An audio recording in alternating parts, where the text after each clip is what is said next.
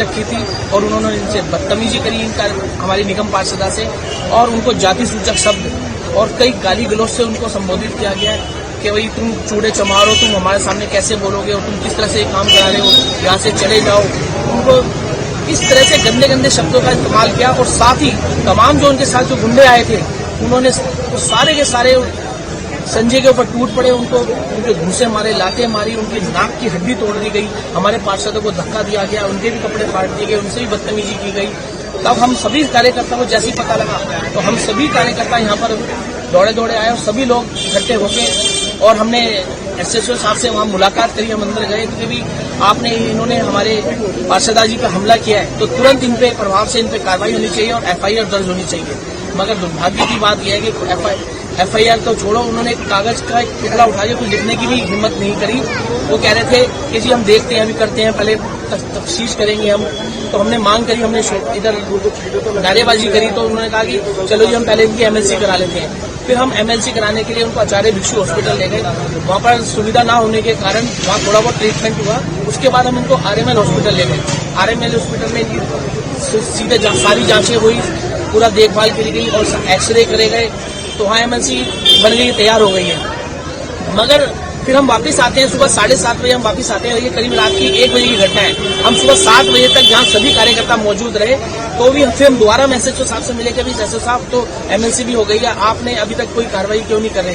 तो वही कह रहे हैं कि नहीं, एमएलसी अभी हमारी ऑनलाइन एमएलसी आती है। कुछ ना कुछ बहाने मारे जा रहे हैं, कुछ ना कुछ बातें रखे जा रही है अपनी अपनी।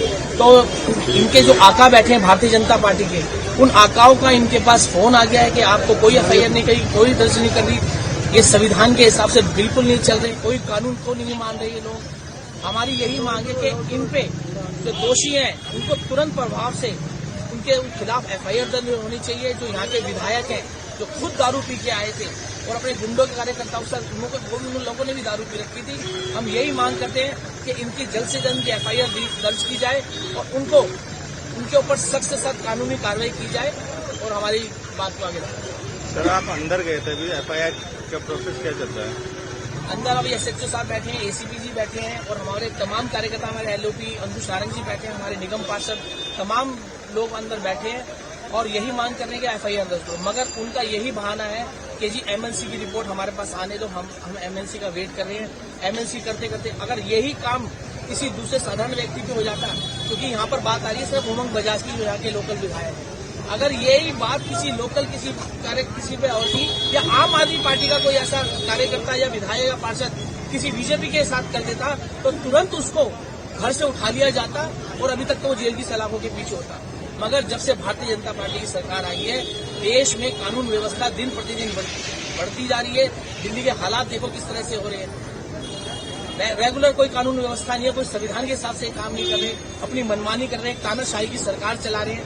तो हम यही मांग करते हैं कि इनको जल्द से जल्द उनके ऊपर एफआईआर दर्ज की जाए, उनको उनके साथ जो भी है संविधान की धारा उनके लगाई जाए। बोलिए। देखिए, कल रात को करीबन 1 और 1:30 बजे के बीच में हमारी महिला पार्षद ज्योति गौतम जी के साथ, जो कि यहाँ की इंदरपुरी से स्थानीय पार्षद है, उनके साथ यहाँ के स्थानीय विधायक उमंग बजाज जो कि भाजपा से आते हैं और उनके साथी कई सारी साथियों ने इनके ऊपर अटैक किया। ये सड़क पे खड़े होकर सड़क बनवा रहे थे, उनके ऊपर अटैक किया। अटैक करने के दौरान में इनको सड़क पर धक्का मारा गया, इनके साथ जाति विरोधक शब्द बोले गए।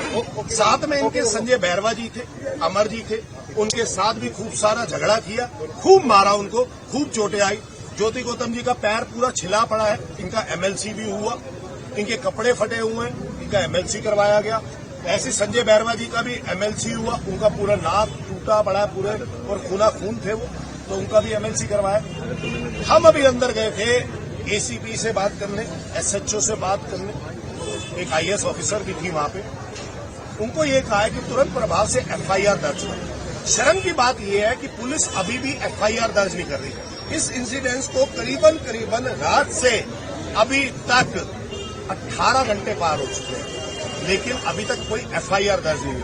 इनका फोन छीन के ले गए हैं वो, इन्होंने फोन नंबर दिया, आप लोकेशन से ट्रेस कर सकते हो, इनकी लोकेशन देख सकते हो, उनकी लोकेशन देख सकते हो उमंग बजाज की। भाजपा, क्योंकि वो भाजपा के विधायक है, इसलिए ये पुलिस भाजपा के प्रेशर में आके क्योंकि ज्योति गौतम जी आम आदमी पार्टी से आती है, कि स्थानीय पार्षद है, उनके खिलाफ केस नहीं दर्ज करें, जो कि बड़ी शर्म की बात है। पुलिस को तुरंत प्रभाव से ये केस दर्ज करना चाहिए। अब हम इसके बाद डीसीपी को भी अप्रोच करेंगे, कमिश्नर की जरूरत पड़ेगी तो कमिश्नर ऑफ पुलिस को भी अप्रोच करेंगे। और जब तक इनका केस नहीं दर्ज होता, जब तक ज्योति गौतम जी को, जो हमारी पार्षद है, इनको न्याय नहीं मिल जाता, संजय बैरवा जी को न्याय नहीं मिल जाता, तब तक हम इस थाने के बाहर ही रहेंगे। नीचे करो माइक दोनों। अभी तक हमारी एफआईआर नहीं दी गई है। पता नहीं इनके ऊपर क्या प्रेशर है, क्या नहीं है।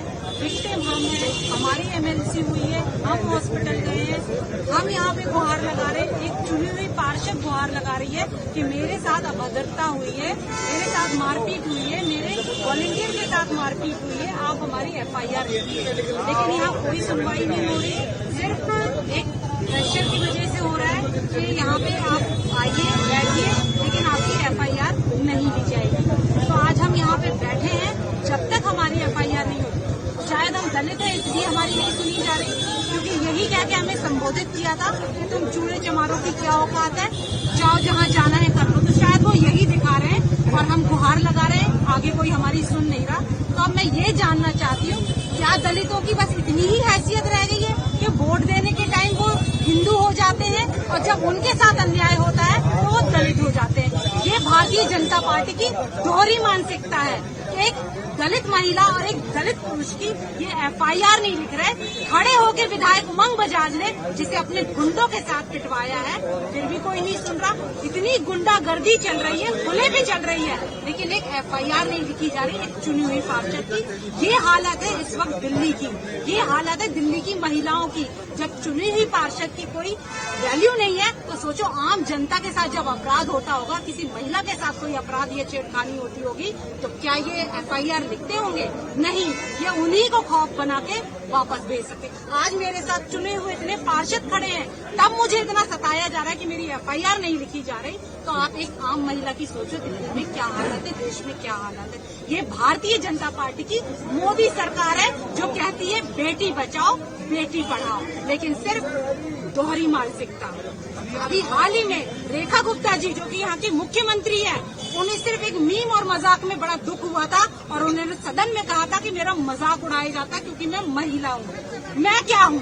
मैं भी एक महिला हूँ। उन्हीं के पार्टी के विधायक ने मुझे मारा है, मेरे साथ वॉलंटियर को मारा है। अब रेखा गुप्ता जी क्या कहेंगी? वो महिला थी, मैं महिला नहीं हूँ। वो भी काउंसलर थे, आज मुख्यमंत्री बनी है और मैं भी उसी सदन में काउंसलर हूँ। अब मैं ये जानना चाहती हूँ कि उनकी क्या प्रतिक्रिया होगी।